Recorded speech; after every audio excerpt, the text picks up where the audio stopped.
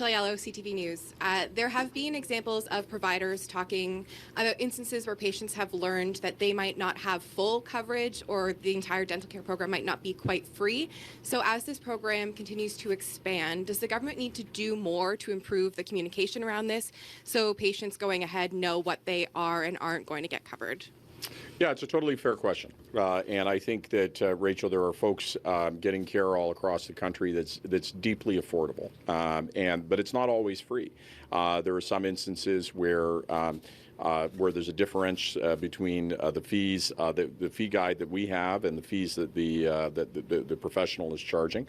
So there can be a differential there, so I've been very clear throughout my time as minister that difference exists. It's called equal billing, and it's important that people understand that. And for the 450,000 people who've gotten care, they've been able to go in, have that conversation. They get an estimate of what the work is and what is covered.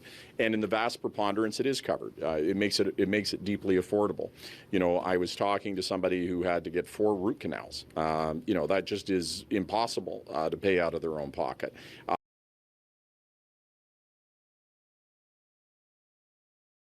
And there was a small cost, but compared to what that cost would have been without coverage, it would have been totally prohibitive. And what it would have meant is that person would have lost those teeth. So that's the objective of this program, is to make sure that everybody has access to affordable care. And I think one of the things that works, and one of the reasons why you've seen such an explosion of provider numbers, I mean, this is it certainly exceeds anything I could have hoped for in the first 3 months to have this level of participation, is because it's a genuine partnership. That there is a lot of times in other oral health plans, if you're an oral health provider and you're in a different community, your circumstances can be totally different in Corner Brook than they could be in downtown Winnipeg. And this plan allows you to have autonomy and recognizes that you're going to have to look at that situation. And that's part of what this provides. And I think that flexibility is a great meeting of both respecting that professional independence and making sure that care is deeply affordable. And just to follow up on another topic, there's been conversation in recent days about the use of bot farms on social media. I'm just wondering, from your perspective, is that something you're concerned about heading into the next election? And do you think the federal government or the Liberal Party needs to do more to try to combat the prevalence of these bot accounts? Well, I don't know about you, Rachel, but I mean, you go online. I don't stay very long. It's pretty toxic, and we wouldn't talk to each other on the street like that. And there are certainly forces in the world that are autocratic and seek to undermine democracy, who want to fuel divisions that are between us and get us to talk to each other in incredibly disrespectful and cruel ways. I think whether or not it's a bot or a human, when somebody is speaking without humanity, when somebody is hiding behind, username 12768, and they give you their opinion, and that opinion is toxic and makes people feel bad, then we have to think about as a society why that's allowed. It took us a long time with newspapers and television to figure out, how it worked. And there were some dark forces that used those new mediums in very nefarious ways. And I think we're seeing that here. There's too much toxic negativity. An opinion is fine, but the cruelty with which it's being unleashed should be rejected. And I think we have to be very circumspect, unfortunately, about what we see online. There are forces that are running these bots and trying to overwhelm the internet to give an appearance of a particular opinion or a consensus around something that simply isn't true, and at worst is seeking to undermine our democracy.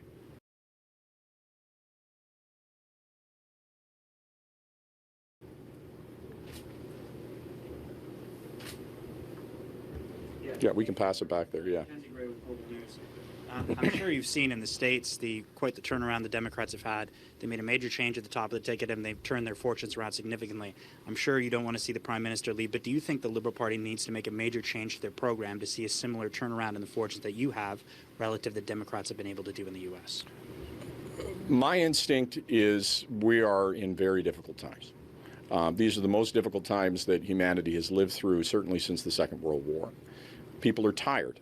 People came out of the pandemic exhausted. And then they were dealing with a war in Ukraine, and then they're dealing with global inflation, and then they're dealing with the tragedy that's unfolding in Gaza. And it just seems way too much. And, you know, I get an opportunity to talk with my G7 partners. We're not alone. This phenomenon is absolutely everywhere. What I think we're seeing in different parts of the world is really an ignition of hope again. That, you know, maybe the darkest days aren't all that are left for us. Maybe that there are things that are good in this world. And maybe the time that we're in, as tough as it is an opportunity to make things better than they have been.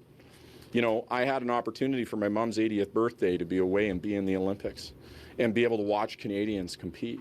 I had an opportunity to watch a movie that I thought was a good idea to watch with my stepchild called Bring It On. It's from the year 2000. You watch that movie, you want to go back to that, right? Like, you watch that movie, you go, what was wrong with us? So we've come a long way. But look, it's a lot easier to self-fear. It's a lot easier to say, doesn't things suck? Doesn't it feel awful? And just to wallow in that. And that's what Pierre Poilievre offers, an opportunity to wallow in all that's bad and broken.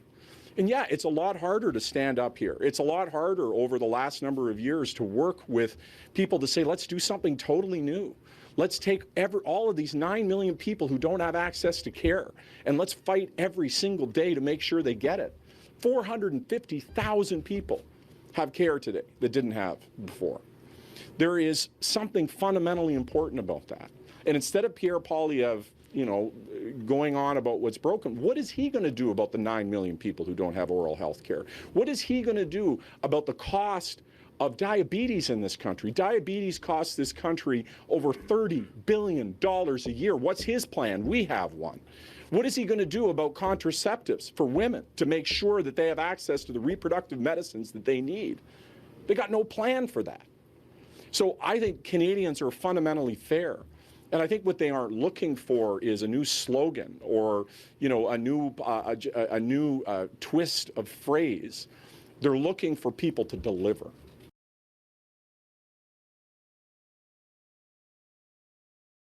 And what I and my colleagues and the Prime Minister have been doing is every single day working to deliver. And I think today is an incredibly important proof point in that.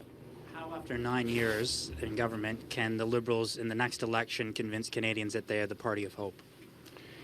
I think by demonstrating change, by demonstrating delivering results. I can only speak, I could speak for a lot of areas, but I'll just speak in the areas in which I just did. When I go to the doors, I really believe there are two fundamental messages in the next election. The first one is take what you got, you know. Maybe, you know, don't hope for more. If you're a senior, don't hope that you're going to get oral health care or your diabetes medication. That's too much to hope for. You know, hope is made real by results. And I'll give you an example of the point that I'm making. I was in Kingston. I was at a town hall with a large group of seniors, and there was a senior. She's loving the dental program. This dental program is amazing. And another senior, I hate it. It's awful. And I said, okay, well, why do you hate it? She said, well, because now I've got a crappy dental care plan that was from my employer, and I'm stuck with it. And now my friend next door has got a better plan than me. That's the escalator of hope. Somebody who was the luckiest senior in her friend group is now the unlucky one.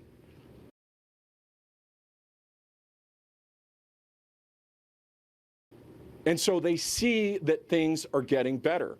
I think what's tough is when we've gone through so much as a world, believing that things can get better is hard. You got to see that tangible proof. That's what we got to do over the next year. Over the next year, in my portfolio specifically, I've got to make sure the 9 million people who don't have care, that I have done everything, that I've worn my shoes to the ground to make sure that every person who doesn't have care gets care, or in diabetes medication, or in improving our healthcare system, improving primary care. You know, I could go on and on and on, and data. I think that fundamentally is what people are going to care about. Right now, folks are not focused on an election. They're focused on the fact that the world is tough. And, you know, we can meet that by telling them, yeah, it's tough, and hold a mirror to it and make them feel worse. Or we can talk to them about solutions. That's a harder path. It's a more difficult one, but I think it's the one ultimately that will be more rewarding. Hi, Minister Holland. Marina von Stackelberg with CBC News.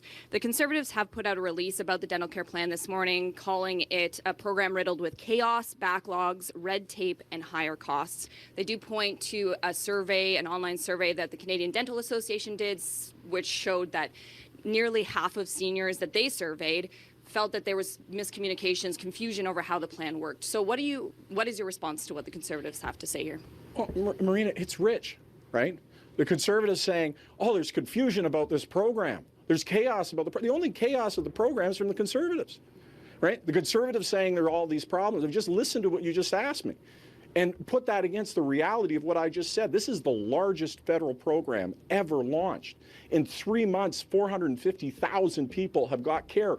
To put that in stark terms, that's 450,000 people who did not have access to care before. This is people who have teeth in their mouth as a result of this program existing.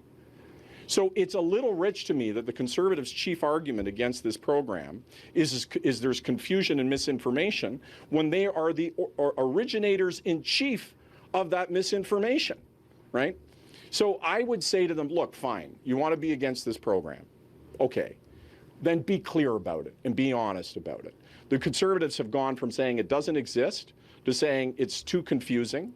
If their health critic wants to debate with me on the merits of how confusing it is, welcome. You won't find him doing it, right? What's confusing about it? It's easier to use than private insurance. Providers are getting paid in less than 48 hours. I defy you to find me providers who are using the program that are having problems with the program. But I can find Conservatives who are desperate for it to not work. And I think it says something fundamental about their interest. Their interest here is a political one. And it goes back to the question that I came before, and it's an instinct I have about Canada. I think this country is interested in results. I think they're interested in seeing us lift Canadians up. I don't think they're interested in finding divisions and trying to create problems. And what I think has been able to work, and you look at the bilateral agreements that we've done with provinces and territories, we were able on aging with dignity and on working together and on primary care, we were able to get agreements with every province and every territory in a spirit of cooperation. I think if the Conservatives want to win the next election, they should have the best ideas. If they want to win the next election, they should show how they're going to make the country better than we're making the country.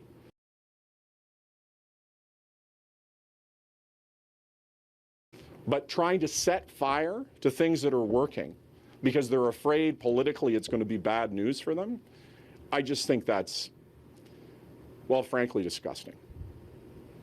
What do you make of the NDP's call to the election commissioner to investigate what's behind the social media post that followed Pierre Poilievre's rally in Kirkland Lake last week? What do you make of that call? I think, the NDP is certainly free to do what they're going to do. I think there's a lot of questions that have to be asked about the forces that Pierre Poilievre is playing with. There does seem to be, at its heart, an interest to light things up, to create more problems and find divisions. I don't know what's going on behind a lot of what's going on there. To be honest with you, I try to stay off social media. What I try to do is wake up in the morning and go, how do I make dental care work? How do I get an agreement on pharmacare? So that's really where I'm going to stay focused. Those are fair and legitimate questions, but probably I don't have really a lot to add more than that on it. There's someone who wants this.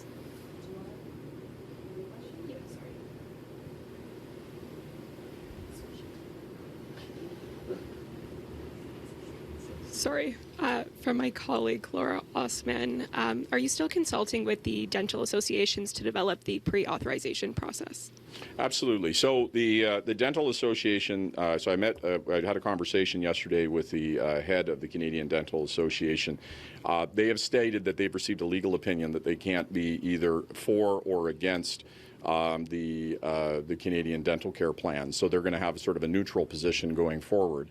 But we're working with them and all providers, so the hygienists and the denturists and certainly the dental assistants to make sure that the pre-authorization process works. You would have heard that the process we have now has been very user-friendly, and we want to continue that. We want to make it as simple as possible for providers to use. So we have working groups that are chewing working through this, and we're engaging all of the different associations, and are going to continue to do that. And we're on track in November to be able to deliver that pre-authorization process. That's incredibly important because we have a lot of folks with more complicated oral health needs who are going to need to access that to get the care they need.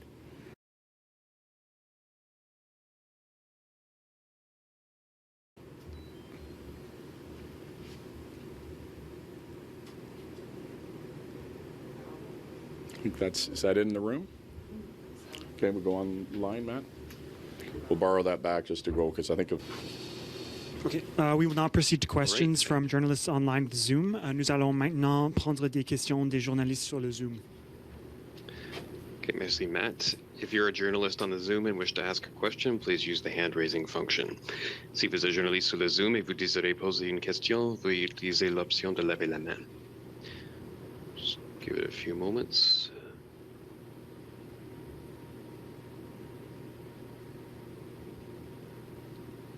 All right, no questions online, so this will conclude today's news conference. Any additional questions can be directed to Media Relations at Health Canada.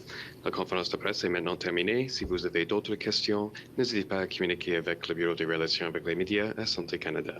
Merci et bonne journée. Thank you and have a